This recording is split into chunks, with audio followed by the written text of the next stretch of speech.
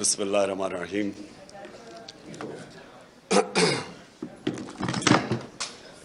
ایاک نعبد و ایاک نستعین۔ میں سارے اسپیکرز کو بڑے رسپیکٹفلی آپ سب کو ایڈمائر کرنا چاہتا ہوں۔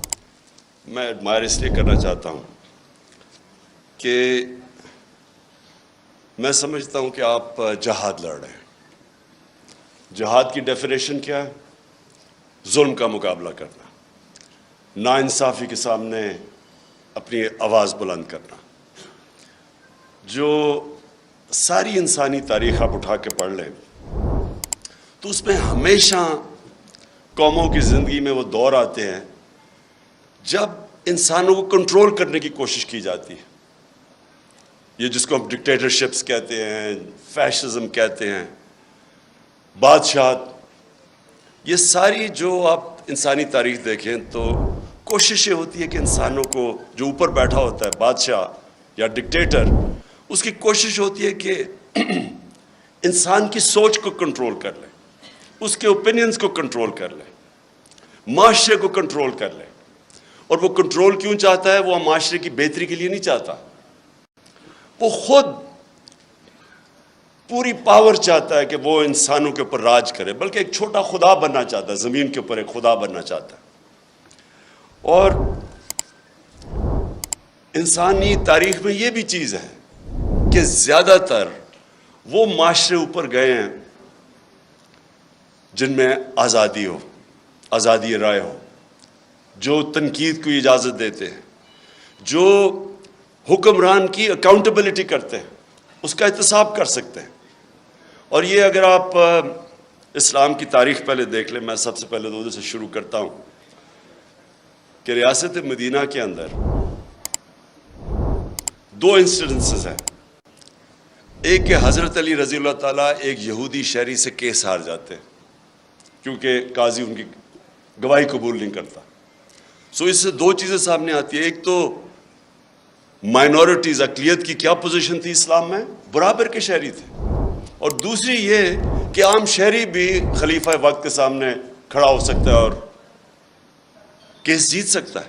یہ آج بھی دنیا کے اندر، آپ اگر کہیں بھی دنیا کا کوئی بھی ملک لے لیں، آج بھی یہ نہیں پاسبل۔ سو وہ ایک آزاد معاشرے کے اندر ایک قوم اٹھی تھی۔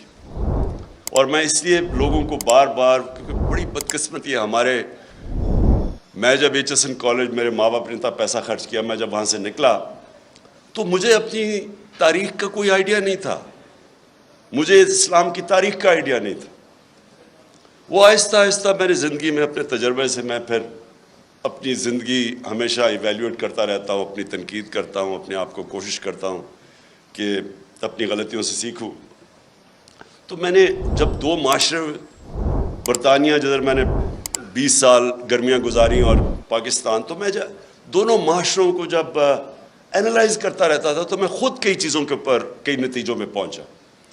تو وہ جو دور تھا 622 سے لے کے 632 تک، جب ہمارے نبی صلی اللہ علیہ وسلم مدینہ میں آئے اور پھر دنیا سے گئے، اس کے اندر انہوں نے انسانوں کو آزاد کر دیا۔ یہ دیکھیں، یہ جو آزادی صحافت ہے نا، جو فریڈم آف ایکسپریشن ہے، اس سے بڑی یہ ایک حصہ ہے انسان کو آزاد کرنے کا۔ کیونکہ انسان کو ذہنی طور پہ جب آزاد ہوتا ہے تو وہی قومیں اوپر جاتی ہیں، وہ انسان بڑے کام کرتے ہیں، غلام کبھی بڑے کام نہیں کر سکتے۔ اس لیے علامہ اقبال، جو علامہ اقبال کی آپ شاعری پڑھیں تو وہ غلام مسلمانوں کو جگانے کی کوشش کر رہے تھے، خودی کو اور خودداری کو، جو ان کے کانسیپٹس تھے، وہ لوگوں کو جگا رہے تھے۔ کیونکہ غلامی جو سب سے بری ایک انسان کے اندر چیز کرتی ہے، اس کے اندر احساس کمتری ڈال دیتی ہے۔ مجھے تو بڑی اچھی طرح، ہم جب ایاز امیر کی طرح، ہم بھی پہلی جنریشن ہیں جو پاکستان میں بڑے ہوئے، آپ کو صرف میں غلامی بتاتا ہوں کہ یہ کیا ظلم کرتی ہے ایک انسان کے اوپر، اس کے پوٹینشیل کو کیسے ختم کرتی ہے۔ جمخانہ کلب ہوتا تھا، پنجاب کلب، سندھ کلب، آزاد ہوئے ہم 47 میں، 74 تک سندھ کلب کے اندر آپ پاکستانی کپڑے پہن کے نہیں جا سکتے تھے, آپ کو سوٹ پہننا پڑتا تھا 74 تک. اور خیر سارے انگریزی بولتے تھے جس طرح کے, اور میں نے بتایا اردو جب بولتے تھے تو بلاول کی طرح بولتے تھے, بارش آٹا اپنے وہ جب ویٹر سے بولتے تھے تو کہ ہم شرم آتی تھی اپنے آپ سے. سو یہ غلامی ایک انسان کے ذہن کو ادھر رکھ دیتی ہے کہ وہ اچھا غلام ہی بن سکتا ہے, ہم اچھے سوٹ ہی پہن سکتے ہیں, ہم اچھی انگریزی بول سکتے ہیں. لیکن جو ایکسپلوژن ہوئی تھی مسلمانوں کی, جب ہمارے دنیا کے سب سے عظیم لیڈر نے انسانوں کو ذہنی طور پہ فکری آزادی دی تھی, تو انہوں نے ہر چیز میں دنیا کی امامت کی تھی. سب 200-300 سال تک سارے سائنٹسٹ مسلمان تھے. تو وہ جو میری کوشش ہے کہ یہ جو میں حقیقی آزادی کی بات کرتا ہوں, تو میں یہ چاہتا ہوں کہ میری قوم آزاد ہو, اور صرف آزاد قوم اوپر جائے گی. لیکن وہ قوم تب تک آزاد نہیں ہو سکتی جب تک پہلے تو ہم اپنے معاشرے کے اندر یہ جو آزادی رائے اس کو انڈرسٹینڈ کریں. مجھے کہتے ہیں لوگ کہ جی آپ کے دور پہ تھے تو آپ نے پتہ نہیں کوئی سختیاں کی. پہلے تو میں یقین آپ کو دلاتا ہوں, میں نے کبھی مجھے آزاد میڈیا سے خوف نہیں ہوا. نہیں, اس کی وجہ آپ ڈرتے تب ہیں, کیوں ڈکٹیٹرز ڈرتے ہیں, یا کیوں جب بھی کوئی آپ دیکھ لینا مڈل ایسٹ کے اندر جو بادشاہ تھا وہاں کوئی آزادی رائے نہیں ہے. کیوں ہے؟ کیونکہ وہ کنٹرول چاہتے ہیں لوگوں کا. کرپٹ پولیٹیشنز, نواز شریف نے, مجھے ابھی بھی یاد ہے 97-98 میں ہوگا کہ وہ نجم سیٹھی کو اس نے تنقید کی اس کی کرپشن پہ, اس نے اس کو بند کر کے 3 دن مار پڑوائی. اور میں افسوس کرنے گیا تو ابھی یہ عمران ریاض بات کر رہا تھا, وہاں یہ نہیں انہوں نے کہا کہ مجھے بڑی پاکستانیوں سے کال آئی جب نجم سیٹھی کو اس نے مار پڑوائی نواز شریف نے. اس نے کہا مجھے اسٹروپ ٹالبوٹ سے کال آئی ہے, امریکہ سے کال آئی ہے کہ جی بڑا ظلم ہو گیا. کیوں یہ ان کو خطرہ ہوتا ہے؟ کیونکہ انہوں نے کرپشن کی ہوتی ہے. جب کرپشن کی ہوتی ہے تو ان کو کنٹرول کرنا ہوتا ہے, اور یا پھر تم نے قانون توڑنے ہوتے ہیں. مجھے ایک ایشو ہوتا تھا. دیکھیں, آزادی رائے کا مطلب یہ نہیں کہ آپ لوگوں کی توہین کریں, سلانڈر کریں. اب میں کیونکہ انگلینڈ میں نے کیس لڑا ہوا ہے عدالت کے اندر ڈیفیمیشن کا, تو وہاں تو اگر آزادی رائے ہے تو ساتھ پورا یہ بھی آپ کو چیک اور بیلنس ہے. آپ ہر کچھ کسی کی پگڑی نہیں اچھال سکتے, تو لوگوں کو موقع ملتا ہے کہ عدالت میں جا کے اپنی عزت بحال کرے یا ڈیفیمیشن کے کیس کرے. بدقسمتی سے میں پرائم منسٹر تھا, میرے اوپر اسی نجم سیٹھی نے کوئی بڑی غلط باتیں رکھی, میں اس کو عدالت میں لے گیا. میرے دور میں تو وہ کیس لگا ہی نہیں. تو پرائم منسٹر کو ہی اگر انصاف نہیں ملتا تو بیچارے عام لوگوں کو کیا ملنا ہے. جب آپ کے پاس آزادی آتی ہے اس کے ساتھ ذمہ داری بھی آتی ہے.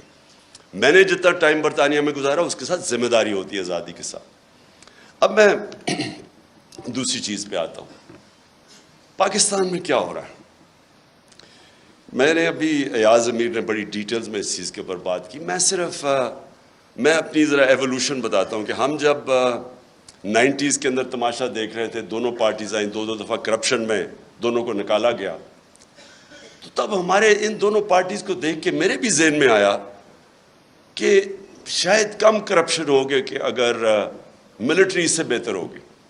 یہ ہم نے واقعی سوچنا شروع کر دیا کہ اس سے بہتر تو ہے. وہ ضیاء کے زمانے میں گروتھ ریٹ بھی زیادہ تھی, اکانومی بھی آگے تھی, لگ رہا تھا. تب وہ اور چیز ہے کہ تنقید نہیں تھی, تو اس لیے کئی چیزیں پتہ ہی نہیں چلتی تھی. تو ہم نے بھی یہ سوچنا شروع کیا, کیونکہ انہوں نے جو دونوں دفعہ کرپشن میں گئی, ان کے اوپر دونوں نے ایک دوسرے کے اوپر جو کیسز بنائے کرپشن کے, کوئی سر مال تھا, کوئی ہدایبہ پیپر مل تھی. مجھے یاد ہے فاروق لغاری جب وہ کیئر ٹیکر گورنمنٹ آئی 96 میں, تو انہوں نے مجھے پوری فائلیں دی کہ بے نظیر اور زرداری نے $1.5 ارب ملک سے نکالا. میں اب بات کر رہا ہوں 96 کی, اور نواز شریف نے بھی $1.5 بلین ملک سے باہر نکالا. تو میں تو پالیٹکس میں آئی کرپشن کے خلاف تھا.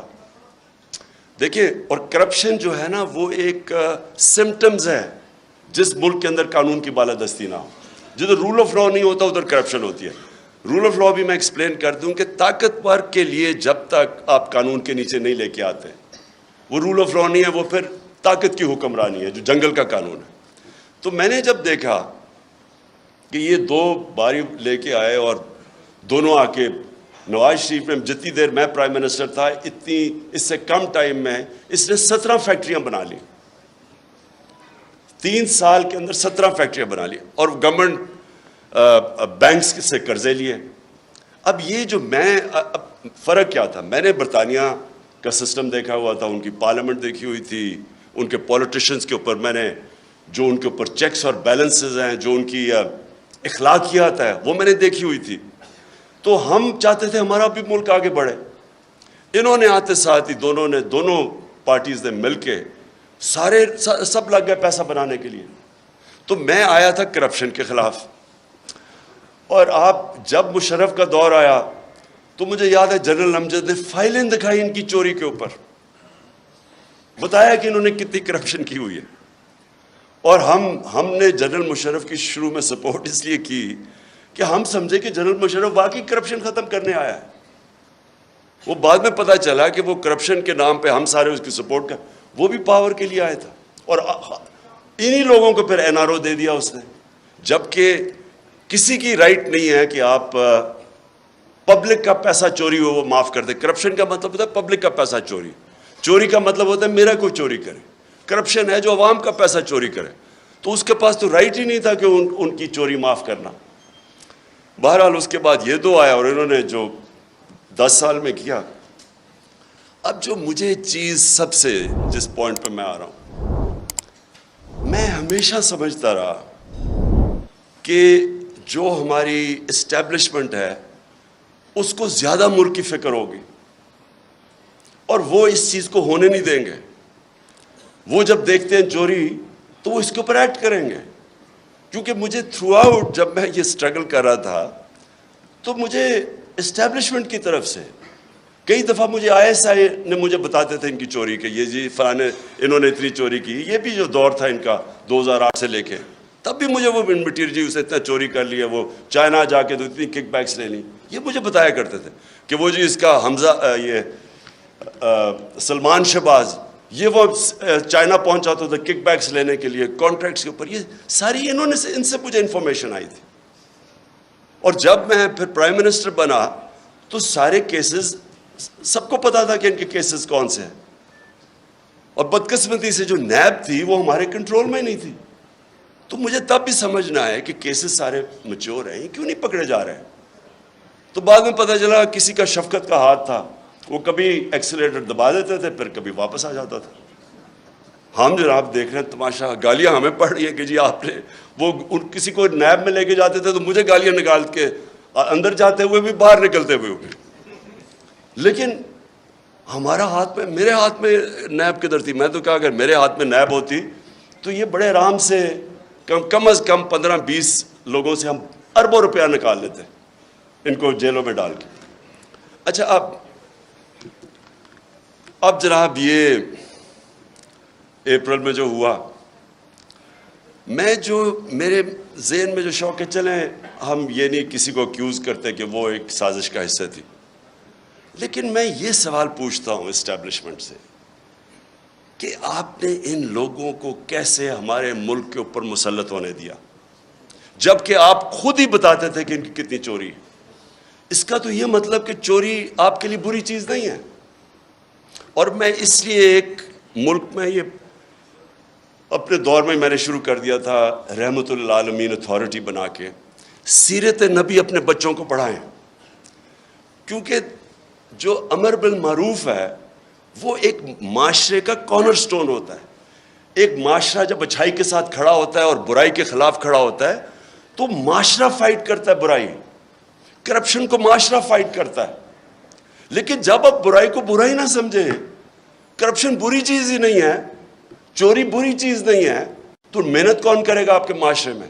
اگر آپ نے معاشرہ اپنا تباہ کرنا ہے, آپ کو کوئی ایٹم بم پھینکنے کی ضرورت نہیں ہے, صرف اخلاقیات ختم کر دیں, اچھے برے کی تمیز ختم کر دیں.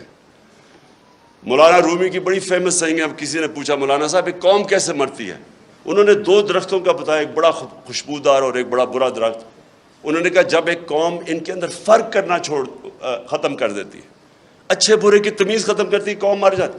اس لیے ہی جو مدینہ کی ریاست تھی وہ امر بالمعروف پہ کھڑی ہوئی تھی. سارے معاشرے کو حکم کیا گیا تھا کہ آپ نے برائی کے خلاف کھڑے ہونا ہے. اب میں نے انگلینڈ کے اندر یہ دیکھا ہے، میں امر بالمعروف پہ وہ چل رہے ہیں. آپ کو میں بتاؤں کہ ان کا ایک بہت بڑا نام تھا لارڈ جیفری آرچر. بڑا مارگریٹ تھیچر کا رائٹ ہینڈ، ان کی پرائم منسٹر کا رائٹ ہینڈ آدمی تھا. ہر جب ان کی ساری سوشل کیلنڈر کے اوپر وہ تھا، اس کی ہمیشہ اس کی اخباروں میں اس کی موومنٹس آتی تھی. اس نے ایک عدالت کے اندر اس نے ایک جھوٹ بول دیا. کیس تھا ڈیفامیشن کا، اس نے جھوٹ بول دیا. آپ سوچیں کہ اتنا طاقتور آدمی، اس نے جھوٹ بولا، 3 سال جیل ڈالا اسے. اور جب وہ جیل سے باہر نکلا کسی گھر کوئی اسے انوائٹ نہیں کرتا تھا. وہ جو اتنا پاپولر آدمی تھا اس کو کوئی انوائٹ نہیں کرتا تھا. عوام نے فیصلہ کیا کہ جناب اس نے غلطی کی ہے، اس نے اور کیا کیا، جھوٹ بولا. اب یہاں سوچے کہ لنڈن تو تھوڑے، پاکستان بھی میں میری کوئی پراپرٹی نہیں ہے، اور اس کے اوپر پھول پھینکے جا رہے ہیں. وہ جا کے ادھر جا کے وہ دوسرا والا کہہ رہا ہے کہ یعنی قطری خط جو ایک اپنی اربوں روپے کی پراپرٹیز کے لیے ایویڈنس پریزنٹ کر دے اور اس کو کوئی فرق ہی نہ پڑے ملک میں. ایک برنی میڈوف ملٹی بلینر بن گیا امریکہ کے اندر. اس کے بعد اسے پتا چلا کہ جی برنی میڈوف نے جو پیسہ بنایا تھا وہ ایک پونزی اسکیم تھی، یعنی ایک فراڈ سے بنایا تھا. اس کے 2 بیٹے تھے اور بیوی، ان کو بھی نہیں پتا تھا. جیسے ہی پتا چلا ان کو کہ یہ فراڈ میں پکڑا گیا، جب اسے پکڑا، ایک بیٹے نے خودکشی کر لی، مطلب کہ میں معاشرے میں نہیں اب رہ سکتا. دوسرا بیٹا سولٹری، یعنی اپنے آپ کو اس نے آئسولیٹ کر دیا اور 2 سال کے بعد مر گیا.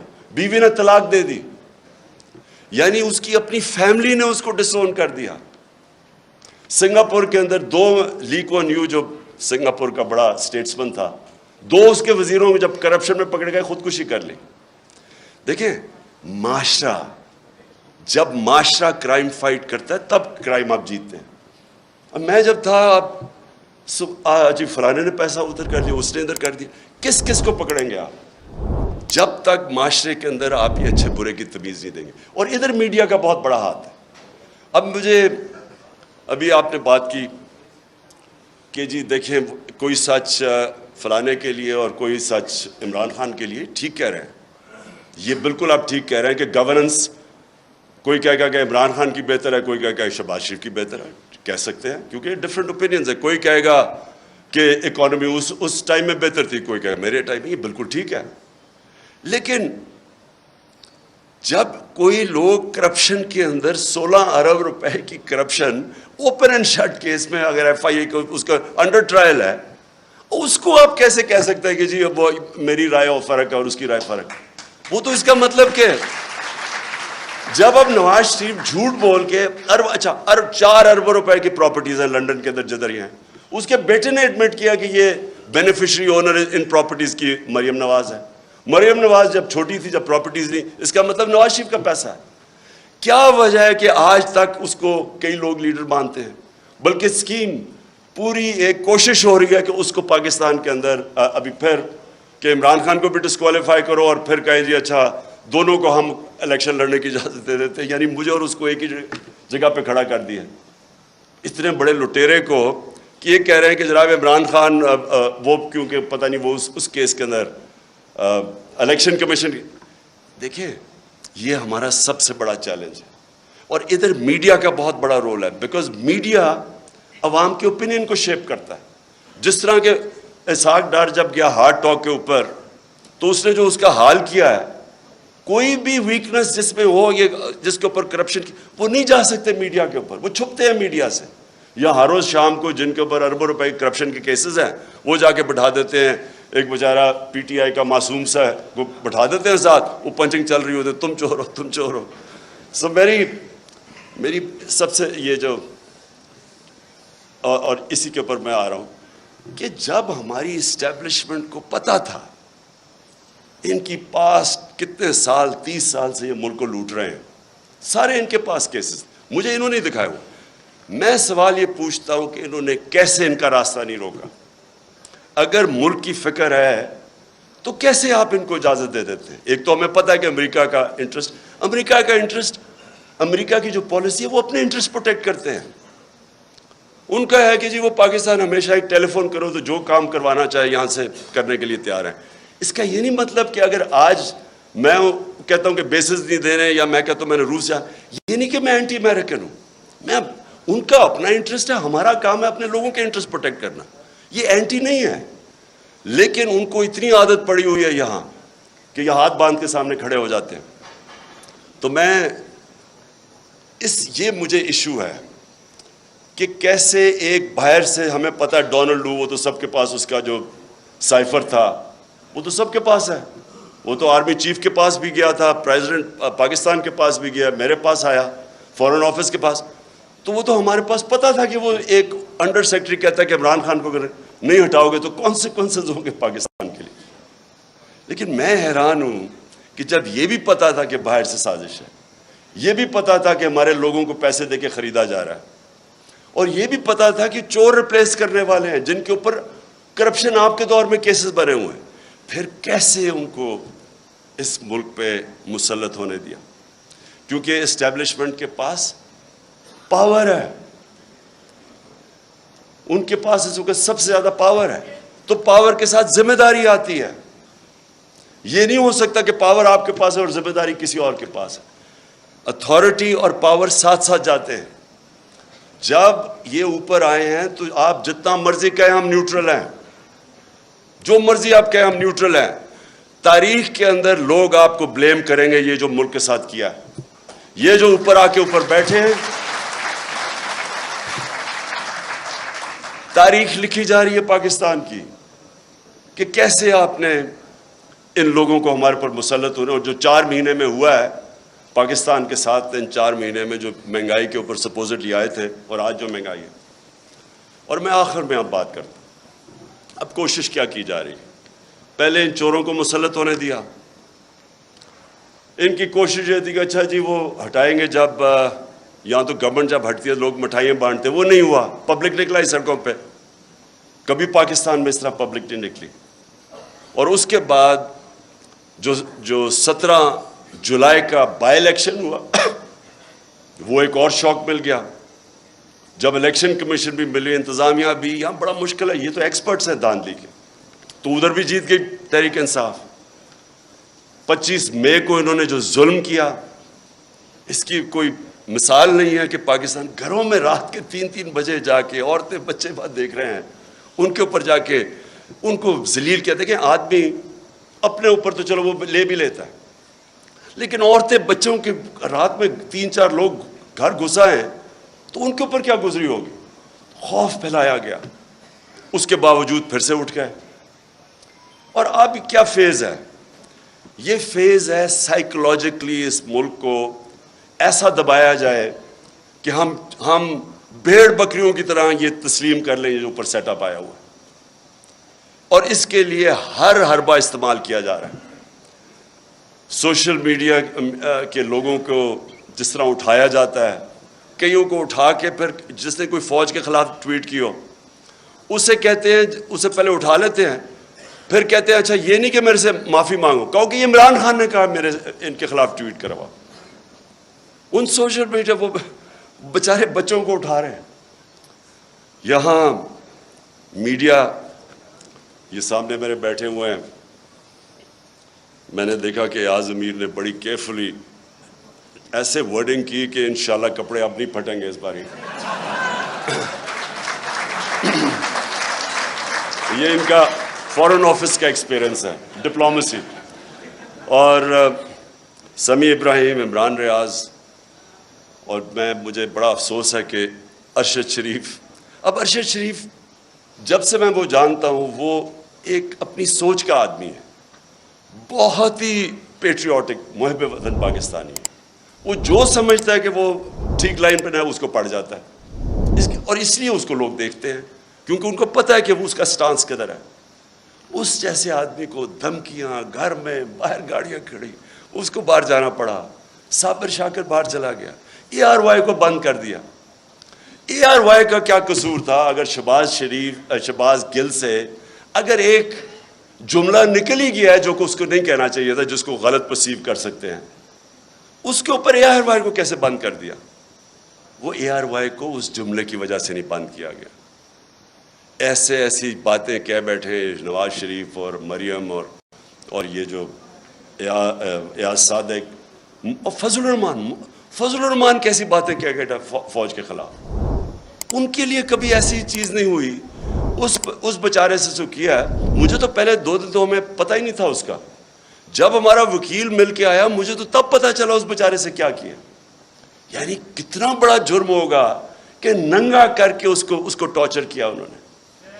یعنی ایک انسان کی ڈگنیٹی کہ اس کو پہلے آپ ننگا کریں, پھر اس کو بری طرح اتنی مارا اور انہوں نے اس کے سر کے اوپر بند کر کے پتہ نہیں کہیں پھرایا. مینٹلی اسے اتنا ٹارچر کیا کہ وہ بالکل بریک کر دیا اس کو.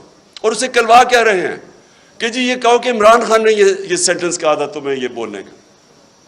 اس کے پیچھے اس کو بند کیا ہوا, اور اس سے جو بیچارہ جو اسے حال کیا, مجھے تو یعنی میرے خیال میں کہ ہمارا معاشرہ ادھر گر رہا ہے, اللہ کرے کہ اس سے اور نیچے نہ جائے. مجھے تو شرم آتی ہے یہ کر کیا رہے ہیں, اور کر کیا رہے ہیں وہ ان چوروں کو اوپر مسلط کرنے کے لیے ہمیں ایکسیپٹ کروا رہے ہیں ان کو. سب سے خوفناک چیز یہ ہے, اچھا کوئی بہت بڑا منصوبہ ہو, کوئی پاکستان کی بہتری ہو, چلے جی ہم یہ آپریشن بھی ٹالریٹ کر لیں. یہ چور جو 30 سال سے ملک کو پیسہ چوری کر رہے ہیں, 26 سال میں ان کے اگینسٹ جہاد کر رہا ہوں, ان کو ایکسیپٹ کروانے کے لیے میڈیا کا منہ بند, خوف پھیلا رہے ہیں, لوگوں کو ڈرا رہے ہیں, اور پھر آگے پلاننگ کر رہے ہیں کہ کسی طرح تحریک انصاف ٹوٹ جائے گی. ہمارے لوگوں کو کال کر رہے ہیں, ہمارے MNAs کو کال کر رہے ہیں, ہمارے سینئرز کو اپروچ کر رہے ہیں, خوف پھیلا رہے ہیں ان کے اندر. اور میں اس لیے آج ساری اپنی قوم کے سامنے کہنا چاہتا ہوں کہ دیکھیں یہ واقعی ایک پاکستان کا ڈیفائننگ مومنٹ ہے. میں پھر سے کہوں گا کہ آز امیر اور میں, ہماری وہ جنریشن ہے جو پاکستان کے ساتھ بڑی ہوئی ہے. میں نے کبھی اپنی قوم کے اندر یہ شعور نہیں دیکھا, ایسی بیداری نہیں دیکھی. فیملیز رات کے 12 بجے تک جلسے اٹینڈ کر رہی ہیں. میں جب انہوں نے جب 25 مئی کو یہاں ظلم کیا تو ہم بڑی وہ کنٹینر میں آہستہ آہستہ جب آ رہے تھے, صبح کے 6 بجے 7 بجے سڑکوں کے اوپر لوگ کھڑے ہوئے تھے, اور فیملیز اور بچے لوگوں نے اٹھائے ہوئے. یہ کوئی بھی, میں یہ چیلنج ان کو کرتا ہوں, آپ جو مرضی کر لیں, جتنا مرضی خوف پھیلا لیں, یہ جو اس وقت اس ملک میں بیداری ہے اور یہ جو قوم اٹھ رہی ہے, آپ کچھ بھی نہیں کر سکیں گے. آپ جو مرضی کر لیں, یہ قوم, یہ جو بیداری کا اور شعور کا جن ہے, یہ کبھی بوتل میں آپ واپس نہیں ڈال سکتے. اور جتنا آپ اس کے اوپر آپریشن کریں گے اور جتنا لوگوں کے اوپر ظلم کریں گے, اسے شہباز گل سے پوچھ رہے جی عمران خان کھاتا کیا ہے, پہلے تو اسے کہہ رہے ہیں کہ عمران خان کے خلاف سٹیٹمنٹ دو, پھر کہتے کھاتا کیا ہے. میں آپ سب کو بتانا چاہتا ہوں کہ یہ ایسے نہیں وہ پوچھ رہے کھاتا کیا ہے کہ ان کو میری ڈائٹ کی اتنی فکر نہیں ہے.